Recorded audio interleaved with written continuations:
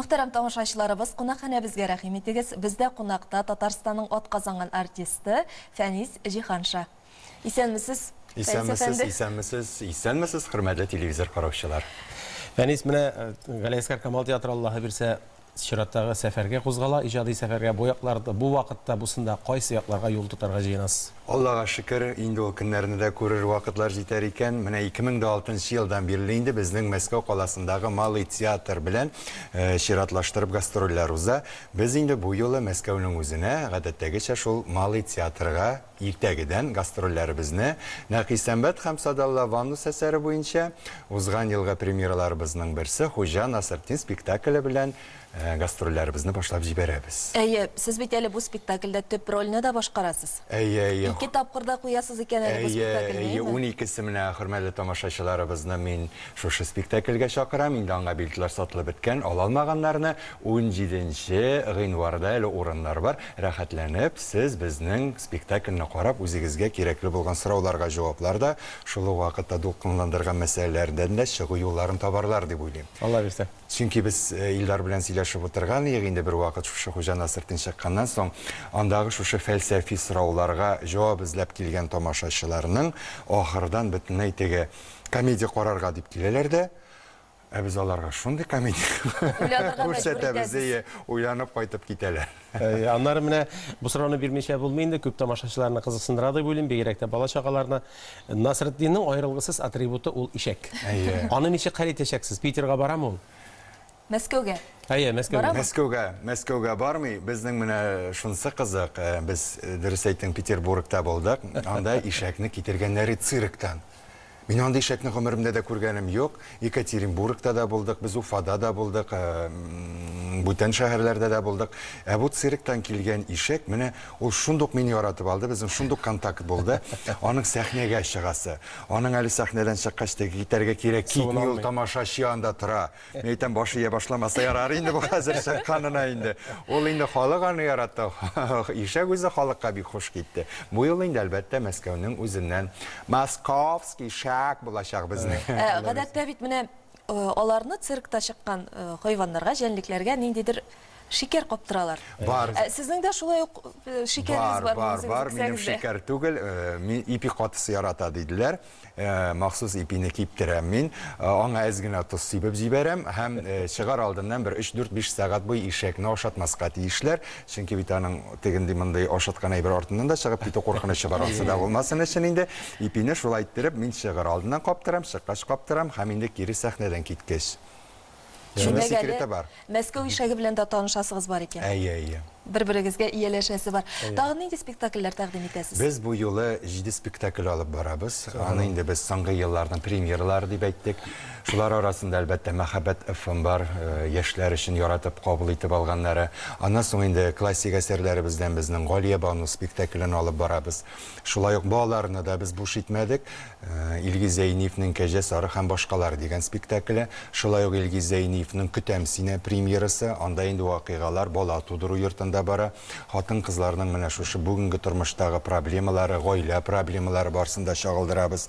Һәм соңгы премьераларыбыз Кәрим Тинчуринның Җилкәнсезләр спектакле, Җилкәнсезләр әсәре. Ул менә нәкъ бүгенге заманга туры килә миңа калса. Ничектер менә хыйбалалар югалып киткән вакыт, ничектер татарның булганып алган чаклары да керә. Менә шушы чорны күрсәтәбез. Һәм әлбәттә инде тагы бер спектакль минем бармы? Ришвәттән дава, ансы менә әле генә табадан төшкән Зөлфәт Хәкимнең комедиясе, сатирик комедиясе. Чыннан да бик кызыклы, нәкъ менә башкала тамашачысын җәлеп итә торган интеллектуаль репертуар булган. Аннан бит инде менә тамашачылар килер микән? Ниндидер прогнозлар бардыр. Әлбәттә, Мәскәүнең үзенең генә түгел, Мәскәү тирәсендәге авыл бистәләрдән дә җыелыр дип уйлыйм халыклар. Үзегез ничек дисез? Алар гына да түгел, безнең менә шул Питерларда килә, шул Финляндия татарлары да безнең килә, шуннан Прибалтика татарлары да Мәскәүгә киләләр. Алар махсус карыйлар спектакльләрне. Аннан соң безнең спектакльләр шулай эшләнгән. Алар төрле, жанр буенча төрле. Менә Хуҗа Насретдин инде без фәлсәфи дип әйттек. Галия Бану классик киеме. Балалар әмнә Ришвәт ул бөтенләй цирк жанрында эшләнгән. Театр маск нинде эшләнгән. Шуңа күрә миңа калса тамашачылар өчен сайлау мөмкинлеге күп, зур, чагыштыру мөмкинлеге дә бар.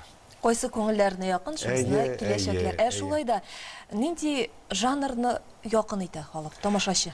Бик әйбәт сорау, рәхмәт. Чынлап та, менә без бер елны барганда комедияларны күп алып килгәнсез, әйбәт комедияларыгызны безгә драмалар кирәк дип, тамашачылар менә файда бит инде опрос була, сөйләшүләр була, интервьюлар алабыз. Шундый фикерләрен әйткәннәр иде.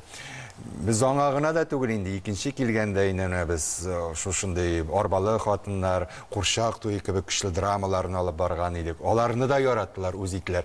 Ләкин алар әйтәләр, безнең тормыш булай да авыр инде. Нигә безгә авыр тормышны күрсәтсез? Безгә җиңел кирәк, комедия кирәк дип.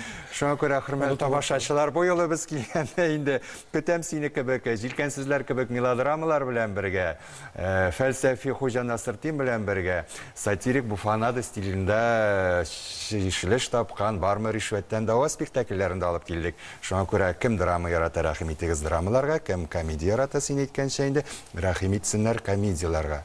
Бераз гына теге пәрдә тотырмышына да күз салык әле, безгә анысы да кызык, тамашачыга да шулай дип билим.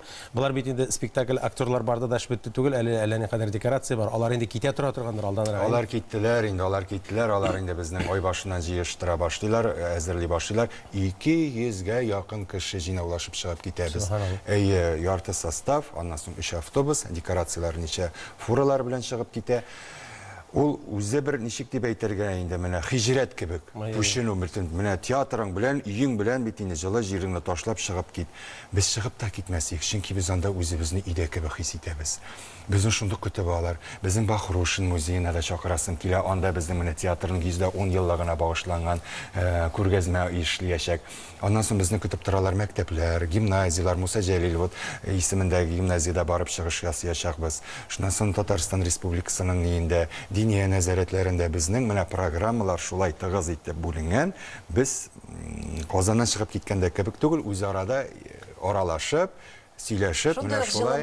Тора торган җирләребез, Аллага шөкер, шакаталар. Сез шундый гостиницада торасызмы? Реклама өчен әйтмим инде. Димәк, Фәнис әфәнде, бүген рәхмәт көнендә сезнең тагын бер кат Мәскәү тамашачысына рәхмәт әйтергә мөмкинлегегез бар. Бик дөрес, рәхмәт сезгә, үзегезгә, шушындый миңа форсат тудырганыгыз өчен.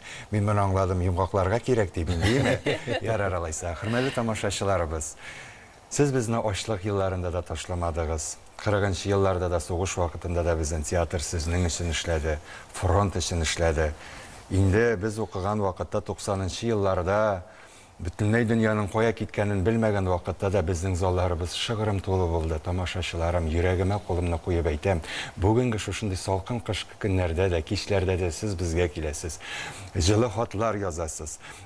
Үзегезнең безгә булган мөнәсәбәтегезне белдерәсез. Ихлас күңелдән мин Фәнис Җиһанша Камал театр артистлары гына түгел, бөтен хезмәткәрләр исеменнән сезгә ихлас рәхмәтемне белдерәм. Бик зур рәхмәт, Фәнис, монда инде нәрсә әйтергә дә аптырап калдык, күзгә яшьләр килердәй булды. Рәхмәт сезгә, уңышлар теләп калабыз, исән-сау башкарып чыгыгыз.